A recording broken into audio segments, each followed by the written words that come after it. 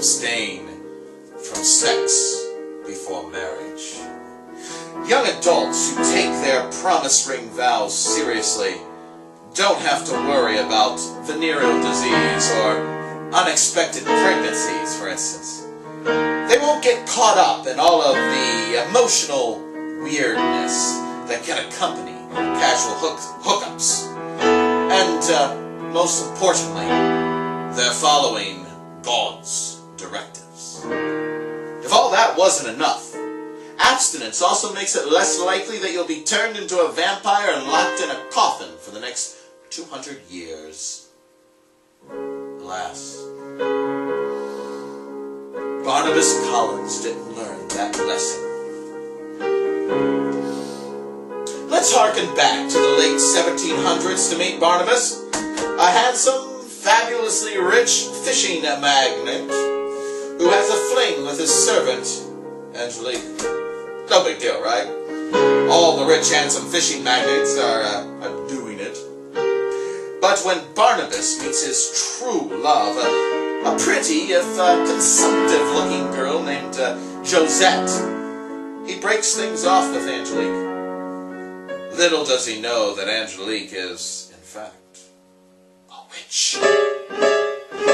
Oh, she's not a nasty ex who might hack into an 18th century Facebook account sort of witch.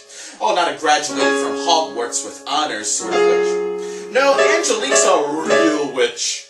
And before you can say, double, double, toil and trouble, she's killed Barnabas' parents, sent poor old Josette off Widow's Peak, and turned Barnabas himself into a vampire.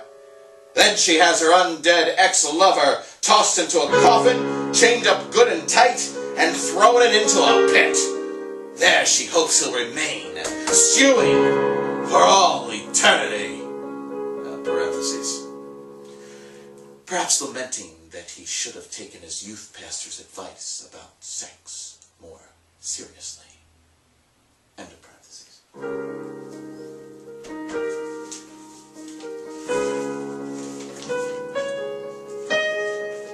It's 1972, when a cadre of unsuspecting construction workers accidentally releases Barnabas from his gothic prison after getting a quick bite to eat, the construction workers. The vampire takes stock of this new world he's arisen to and quickly concludes that things have gone from bad to worse. Mephistopheles himself seems to rule the land, parentheses, manifested by large glowing McDonald's signs, end of parentheses. His historic home is in disrepair. His distant progeny have fallen on hard times. Worst of all, Angelique is still alive and kicking, and she's devoted her long, long life to driving the Collins fishing empire into near bankruptcy through a combination of nefarious witchcraft and savvy business acumen. Thank goodness Barnabas has finally learned his lesson. After all, Angelique took away his parents and his girlfriend and his family business and his very soul. He's had 2 centuries to consider his mistakes. He certainly won't fall for Angelique's womanly wiles again. Except for when he does.